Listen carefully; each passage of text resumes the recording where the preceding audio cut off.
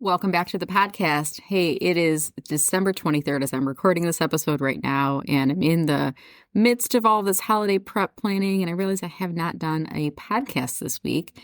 And rather than doing a holiday podcast, I decided to think about maybe some past episodes. And this was actually inspired by a LinkedIn post I did today, which I asked the question for those of you who are self-employed, do you follow the LIFO or the FIFO method as it relates to doing project work?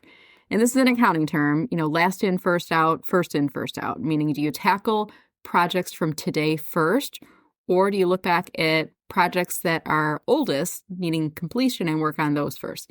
And most people said last in, first out. So I decided to go through my folder of information, Zoom calls, things like that I've not yet converted. And I realized I had this episode from my vault, so to speak. I interviewed Dr. Sina Smith during a LinkedIn live stream in 2024, and she was giving some really great tips on self-care for entrepreneurs. And lo and behold, after I listened to the episode again, I said, this is perfect for this time of year. So with that said, I'm going to present you with the episode next, but just to give you a bit of a preview, she talks about things like using sticky notes and visual reminders, color-coded time blocking. All of those things help us with organization and mindfulness. She talks about hydration and nutrition, very important this time of year. Things like drinking water in the morning before you have your coffee, drinking water throughout the day, doing meal prepping, having healthy breakfast, and thinking about intermittent fasting. So I thought that might be relevant this time of year, especially as we get into the new year. She also talked about physical movement and rest and the importance of things like taking short naps, doing chair yoga, using a yoga ball instead of an office chair. So really great techniques and things to think about for those of you who are self-employed and maybe need to focus a little bit more on self-care for this time of year and throughout the year. With that said, I hope you enjoy the episode. My name is Brenda Meller. I am your host. This is my series, which I call Enthusiastically Self-Employed, where I bring on inspiring and amazing people to share a variety of different topics with you. Today, I have with me Dr. Sina Smith. Hey, Dr. Sina, how are you doing today? Thanks for joining us over here. That was fun. Yeah, I had been looking forward to this topic today. I know so many people in my network had reached out. Even an hour ago, Dr. Sina, I had one person saying, I can't make it and I'm really interested in the topic. Can I watch the playback? And I said, yes, absolutely. Without further ado, I want to introduce you. And I know we know each other from Innovation Women. We've had a couple of preliminary chats, but I'd like to give you the floor right now, Dr. Sina. And if you could tell us your name, what is your business, and what do you do? Thanks so much for having me, Brenda. I'm really excited to be here and to share some tips with folks. My name is Sina Smith. I'm a medical doctor and a licensed acupuncturist, and I practice functional, integrative, and culinary medicine in Chicago. I'm also a national and international speaker and an author, and I finished my first book. I'm working on my second book, which is going to be about using face diagnosis to help get what you want in terms of communication. So I do a lot of different things. Yeah, I'm excited to be here. The topic today is self-care strategies for self-employed people. When I pick speakers, I always pick people selfishly that I want to learn from. And when I encourage them to think about on their topics is something that can be relevant to those of us who are self-employed. So this was like perfect because we've just come out of this big old thing called the pandemic, which has been really stressful. And even if we hadn't, when you are self-employed, you're dealing with stress day in and day out. Self-care can be very important to helping to alleviate some of the effects of stress. Dr. Sina, what advice do you have for us on self-care? What do you want to share today? The first thing I want to talk about is the power of sticky notes. I have hundreds of sticky notes all around my computer. And here we go. We've got pink, we've got yellow, we've got green. And these things really help me to do self-care, especially on days when I am working from home and sitting at my computer. It's really easy to get lost, especially as a small business owner, because if nobody's interrupting you for a business or for a meeting or something like that, you're just sitting there staring at your screen all day. So looking at a hot pink sticky note on the side of my screen helps me to remember to drink a glass of water and to go eat some lunch and to move my body. So that's the first little tip that I wanted to share. I love it. And I'm a Post-it note person too. If I were to turn my camera around the other way and show you my office right now, I've got Post-it notes with to-dos over here. I've got some sticking on the front of my laptop. And I love the idea. I once heard something from someone, they said, write your top three things to do on a post-it note and put it on your laptop, because I think that really helps to give you some focus. But you're speaking to my heart here, Dr. Sina, because I am definitely a post-it note gal. So any other advice you want to share with us? One of the first things that I put on my post-it note in the morning is drink water. That Yeah. always very top of my list. Hmm. And something that I've learned over the years is you're dehydrated when you wake up in the morning. You haven't had any liquid for 8 to 10 hours, most of us overnight. And so when I get up in the morning, I always make sure that I have a glass or two of water in the bathroom. I'm already there. And so as I'm getting ready in the morning, getting ready to hop in the shower, drying my hair, all that kind of stuff, getting my makeup on, I'm drinking a lot of water. So it doesn't really matter if I go to the bathroom a couple of times while I'm already in there and getting ready. It saves me a lot of time later on, and it resolves the dehydration from overnight with no water. And then throughout the day, I always make sure that I have a large glass of water, or I use one of those enormous sippy cups that's by my desk. And each time you get up to go to the bathroom, you drink another big glass of water. So by the time that processes through your system, it's another 2 or 3 hours, right? So then you're constantly keeping yourself hydrated. And hydration isn't just about getting rid of toxins, it's also about keeping your blood flow going, which is really important when you're trying to use your brain all day long. Yeah. Drinking that water is just really invaluable. So let me ask you a question about that, because I've always had a very active bladder. One might say it's an overactive bladder. It's so enthusiastic about being active all the time. And especially after children, my bladder is very active and overactive as well. So when you say drink a whole glass of water, I almost get a little bit of anxiety about that. Can we drink sips? Would sips be better than a whole glass if we're not drinking anything right now? Or do we really get the benefits only if we're drinking a whole glass? What do you think? I So yes, it's okay to just drink sips, Mm. but the problem with just sips is that you tend to get dehydrated if you just are sipping on a glass of water over the course of the day, right? You're just getting a tablespoon or two into your body. You're not really getting that 8 ounces. And so you don't get anywhere close to the 64 ounces minimum that you need. For most people, they need half their body weight in ounces every day in terms of water.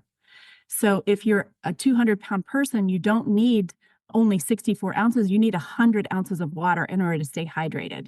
And sipping, I just find, doesn't get there fast enough for most people. There are other things that we could digress a little bit and talk about in terms of how to keep your bladder stronger. Mm-hmm. And first one is, unfortunately, for most people, caffeine. So I know we have a hardcore addiction to caffeine in this country. It's decaf though. I switched yesterday. I had too much coffee. I had a hard time falling asleep, so I switched, and better latte than never. But I do like my coffee. Is decaf okay, or do we need to be off of the caffeine? Decaf is okay. It has about 5 to 10% of the normal amount of caffeine in it, so it's not completely uncaffeinated. But the problem with caffeine is not just the diuretic effect, the fact that it makes you pee out more than what you've taken in terms of the volumes, but also that it makes your bladder feel jittery. And so if you tend to already have an overactive bladder, or if you tend to already have to go to the bathroom a lot over the course of the day, it makes that problem worse. So there are other things that you can do first thing in the morning, largely have to do with water, honestly. If you drink more water first thing in the morning, you will actually need less caffeine. You'll feel more energized without that side effect of needing the caffeine. And the other thing that I know everybody has heard 100 million times from their doc is Kegels. Mm-hmm. Kegels really help to strengthen all of those muscles that are in the area of the neck of the bladder, be able to hold things for longer periods of time.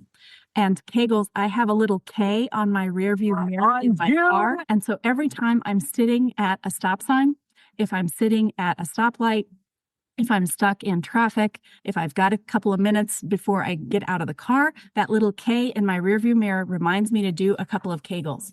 We've got some definite benefits of drinking water, to the fact of rehydrating ourselves, and you gave us some other additional techniques to think about if we have an overactive bladder, which myself included in there. We're here today talking about self-care for self-employed people. So I know there's other strategies that we can perhaps discuss as well. But I love the idea that you said of having a glass of water in your bathroom in the morning. I'll admit, Dr. Sina, I've always been like, before I go to bed at night, I'll have a big glass of water because I can make it usually all the way through the night without getting up to go to the bathroom. And I always feel like it does hydrate me before I lay down, but I've never thought about drinking a glass. I guess I shouldn't say never. I forget to think about drinking a glass of water upon rising. So I think that was a really good piece of advice. What about like throughout the day? We've talked about the morning so far. So what about throughout the day? Are there other strategies that you would recommend for us for self-care? Yeah, along the same lines of drinking water, you really should eat some food. Your body needs food in order to metabolize things, in order to be able to keep your energy up. So it's not about even just focus and concentration and that kind of thing.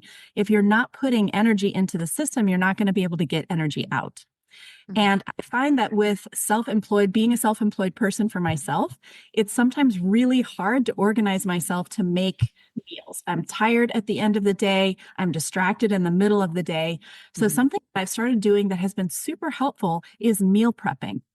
Now, what I mean specifically about that is to do the bulk of it on the weekend, to go grocery shopping and that kind of thing, but then also to chop the veggies that you plan to use for the next couple of days so that you can cook for yourself quickly. I usually spend a good chunk of my Sundays cooking so that I've 2 or 3 lunch portions ready to go for the rest of the week. And what I do in particular is prep 1 grain and 1 green to use for several days. So I might peel all the kale off of the stem on the kale plant and rinse that really well and chop it and then put it into a large bag in the refrigerator. Or I'll cook a big thing of brown rice or a big thing of quinoa so that I have that ready to go. And then the way that I use that, if I need a quick breakfast, is I heat up some of that quinoa in a frying pan, I throw in some of that kale, and then I crack an egg over it, and I've got a quick, healthy veggie scramble that's high in protein and ready to go in just a couple of minutes. If I need a quick lunch, then I can heat up some of that quinoa or that rice in the microwave, saute a couple of vegetables, and the greens is really what takes the most time, yeah? If you've got your vegetables and your greens are ready to rock and roll, then it takes you only 5 minutes to cook that food, which is faster than the amount of time that it takes to microwave something.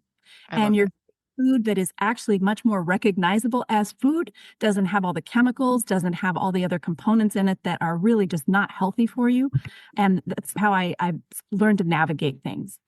The other thing is, in this country, we eat so many processed carbs for breakfast. And what happens when we do that is that there are 3 kinds of macronutrients: proteins, fats, and carbohydrates. So when I say carbs, I'm talking about bad carbs, things that are mostly bread-based, yeah? Scones and bagels and like all that kind of stuff. I'm not talking about vegetables and fruit. So when we eat those processed carbs, if this is my blood sugar level goes up in response to the sugar spike, but then it drops below where my baseline is. So a couple of hours later, I feel really tired. And so many of my patients come in talking about how exhausted they feel at 10, 11 o'clock in the morning. They just can't wait for lunch to happen. And it's because they haven't eaten anything really substantive. When you eat vegetables or fruit first thing in the morning, the fiber in the vegetables and fruit helps that blood sugar spike to go more slowly, and it doesn't go as high. And more importantly, it doesn't drop below. So you're not craving some other quick fix halfway through your morning. You're able to sustain yourself through your morning. It's very helpful. So a little protein for breakfast and some good carbs. So that's interesting. So I've heard about protein, eat more protein, and I'm more of a savory in the morning for breakfast than I am sweet. I used to be sweets when I was younger, but sweets just don't sound good to me at all. So I'm more of like eggs or yogurt or cottage cheese or things like that. But you made me think about adding a fruit or vegetable to it as well. So that combination, you're saying, will help to fight off hunger, so you're not getting those mid-morning cravings for an additional snack or some junk food. Is that right? That's donut time is prime 10 a.m. time. And yes, it helps to prevent those sugar cravings if you get a little protein and some healthy carbs first thing in the morning. Good. And I love that idea of food prep. And I don't know if you saw me, I was writing down. I got my Post-it notes out as you were talking. Buy a kale and quinoa, because when you're describing that, I'm like, oh, didn't it sound good when she was describing it? Like, you have the pre-made quinoa and the kale that's already chopped up and put a scrambled egg on top. And I'm like, ooh, I might have that for lunch today. That sounds so good. Now, too bad I only have eggs in the house and I don't have kale and quinoa.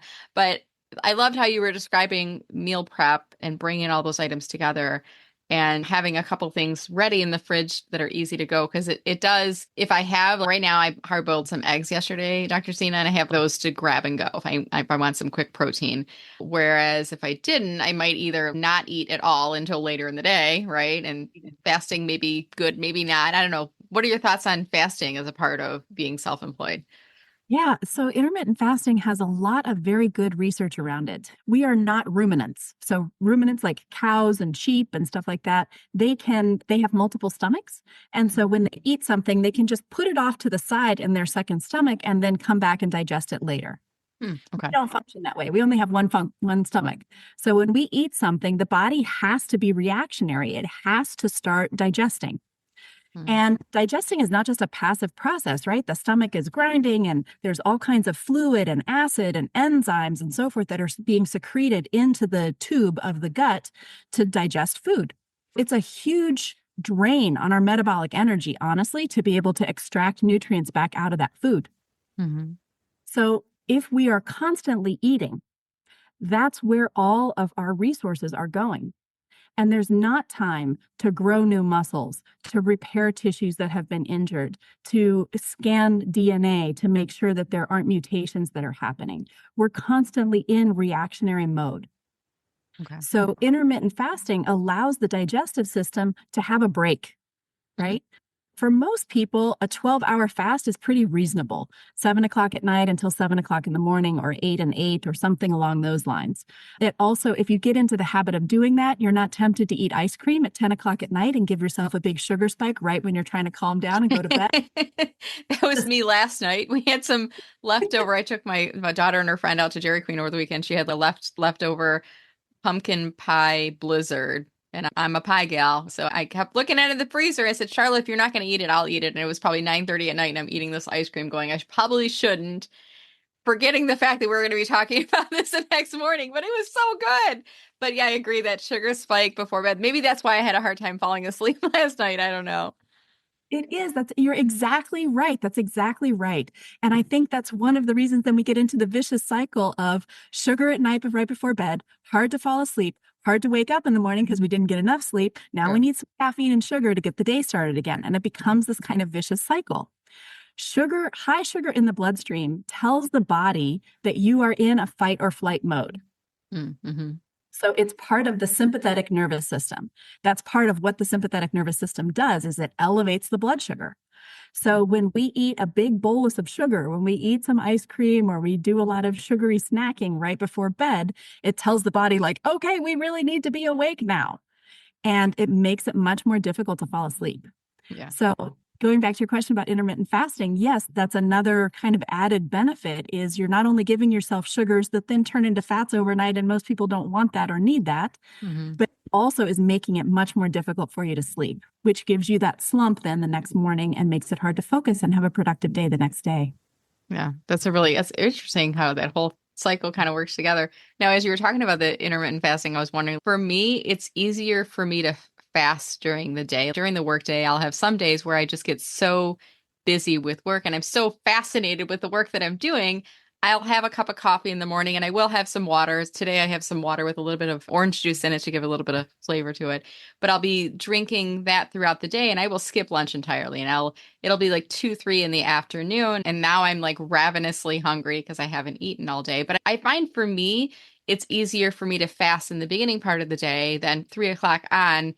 It's really hard. If someone said you can't eat after 3 o'clock today, I would probably go crazy for the rest of the day. Should we be listening to our body as it relates to when we fast, or are there better times to fast? What do you think about that? There are absolutely better times to fast.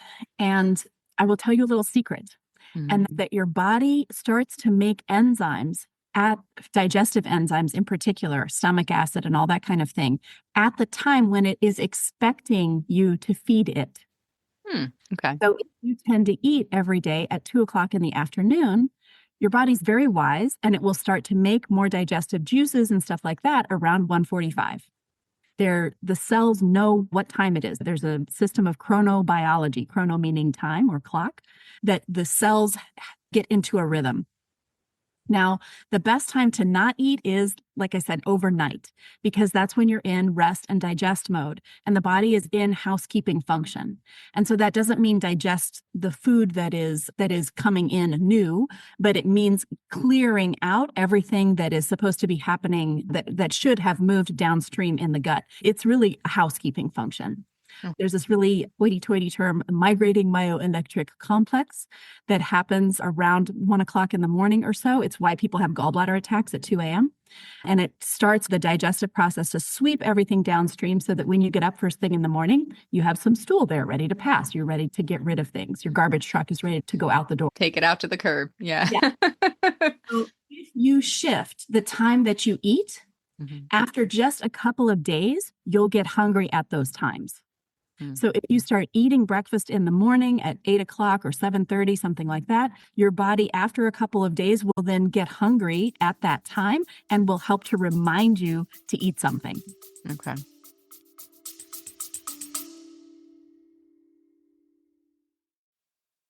Thanks for listening to today's episode of Enthusiastically Self-Employed. If you're looking to get a bigger slice of the LinkedIn pie, I'd like to give you a free resource to check out. It's my 15 tips for coaches and consultants checklist. Go to mellermarketing.com/thelist, that's THELIST, and you can download your copy today. By doing so, I will give you some quick and easy tips to update your LinkedIn profile today to help to generate more leads for your coaching and consulting business. Again, that's mellermarketing.com/thelist. That's interesting. So right now, if I'm not hungry in the morning, it might be because I'm not used to eating first thing in the morning. My body's not trained to getting hungry first thing in the morning, and that's what's allowing me to fast and get cranky by 3 p.m., which coincidentally, I'm hungry and I'm also tired and cranky and I want a nap. It all works together with us. What are your thoughts on naps? I'm curious. We're self-employed. If we've got a little lull in our schedule around 3-4 o'clock in the afternoon, what are your thoughts on naps? Let me come back to napping in just a second. I want to say one other thing about the crankiness that comes with not eating. Yeah. Serotonin, which if anybody is on an antidepressant, is usually on a serotonin reuptake inhibitor. So serotonin really helps with mood. The largest source of serotonin is actually the digestive system. So if you're not feeding yourself, you're literally making it harder for your brain to work and you're influencing your mood. So again, what you're observing in yourself is absolutely spot on, verified by science. Nice job. Yeah. So eating something really does make us feel better. And eating something healthy will make us feel better for a longer time. All right. So let's go back to your nap question. Yeah. Naps, the best thing ever. So over the course of the day, your brain makes all kinds of byproducts that make you feel tired by the end of the day. And a longer nap will clear out more of those metabolic byproducts and might make it a little bit more difficult to fall asleep at night. But as long as you keep it under an hour, it shouldn't really affect your ability to go to sleep at night. And it really does just give you that little reset. A lot of times I find that I am craving a nap when I have been particularly stressed. Yeah. My cortisol is tapped out. My adrenals are just like, give me a break. And so laying down for 15 or 20 minutes. And if I find that I really can't sleep, at least putting on some soft music and closing my eyes and so forth, it helps me to reset for the afternoon. Naps are just the bomb. Everybody should have a nap time.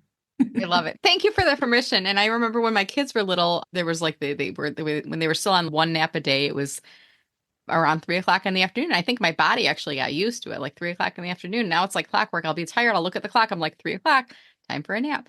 And some days I can have the luxury of laying on the couch and just, like you said, for 10 or 15 minutes, closing my eyes and just laying there quietly until my dog Pepper comes and licks my face because she's like, what are you doing over here? And I just turned 50 in September. I just celebrated my birth month. When you turn 50, you get the whole month, as I found out.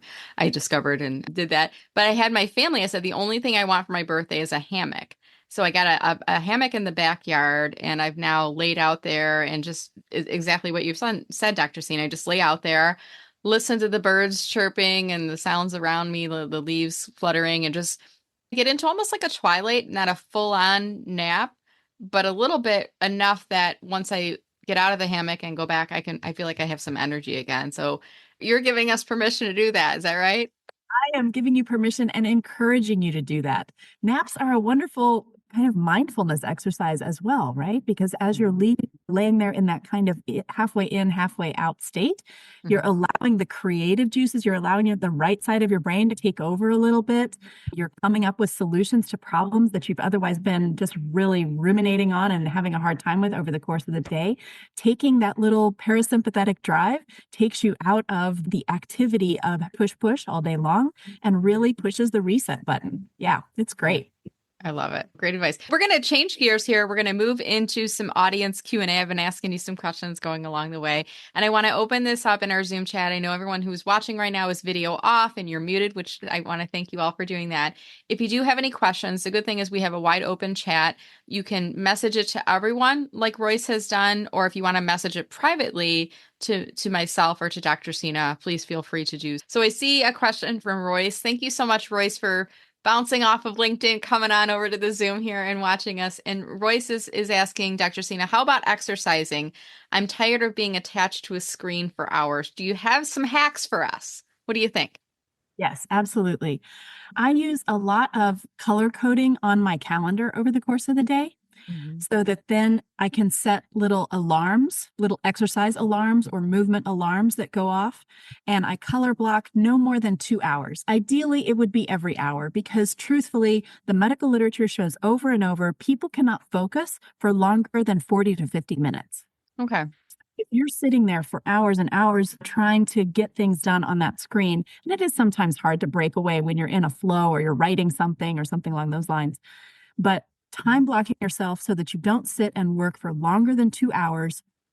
Get up, move around your apartment, move around your house, go outside, take a deep breath, open the window, let the wind blow in your face for a second, Mhm. have a little pretend water cooler with a friend and text a couple of people, that kind of thing. All will help to break up your day.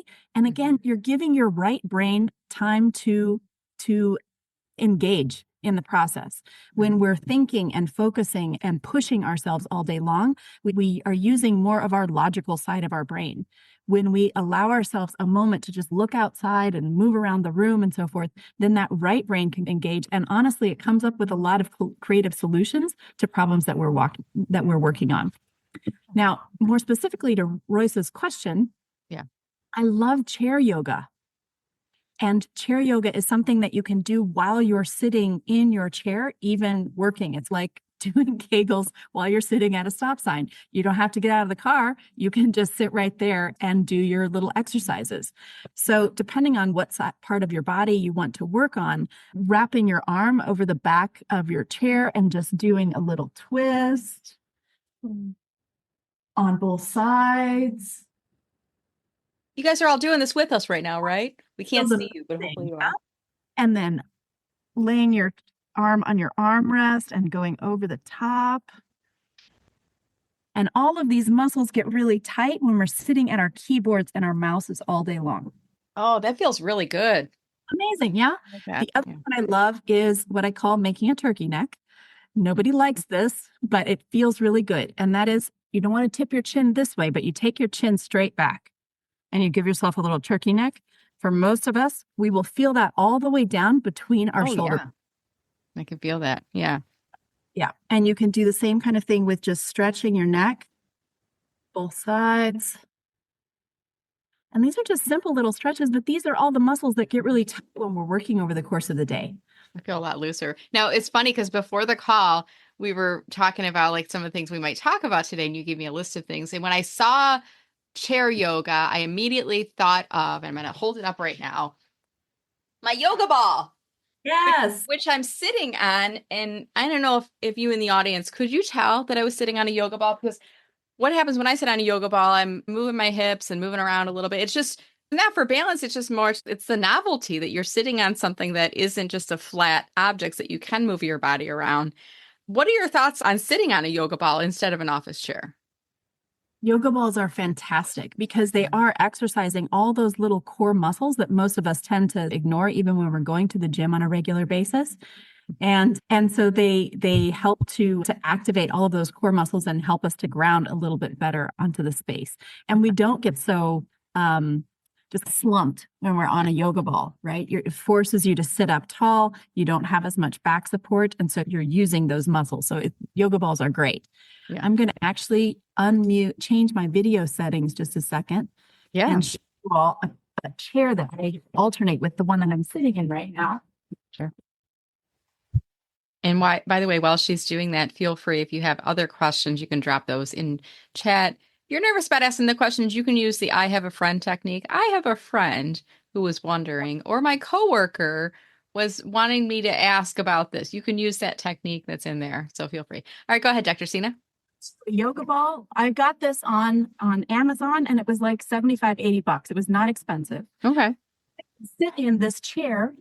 Ooh.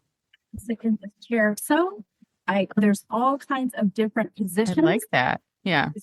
Will go into so that I can move my body over the course of the day and I'm not locked in to be that one spot.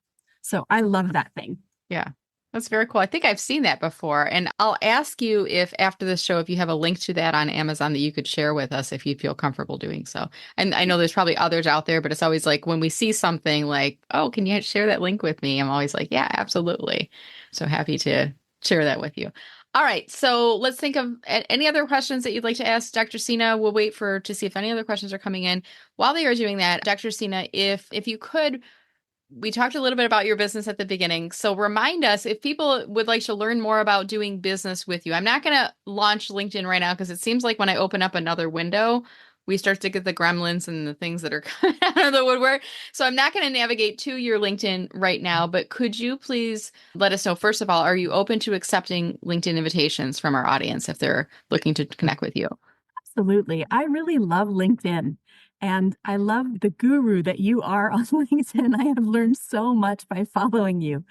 So yes, I'm very open to having conversations with people on LinkedIn. Absolutely. Wonderful. It's funny when you say the guru of LinkedIn, I automatically think of my friend, Jeff Young, who was on the session here today. He's not, but if you go to his LinkedIn profile, I think he actually calls himself the LinkedIn guru. Like he's claimed that title, so to speak. And it's very flattering when somebody calls me, but I get that association to Jeff Young. I just found your LinkedIn URL, Dr. Sina, and I put that inside of chat for individuals who might be interested in checking that out. And then also tell us your website.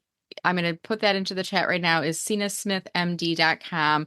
So tell us a bit about your website. If we're interested in learning more about the services and offerings that you have, what does that look like? Yeah, absolutely. Thank you. It's the first part of the website is about clinical care. So I see people in person and telehealth here in Chicago. Unfortunately, I've let the other licenses that I had in other states lapse over time. It just got to be, frankly, too expensive to keep all of those things going. So you do need to be a patient in Chicago. I do a lot of lecturing.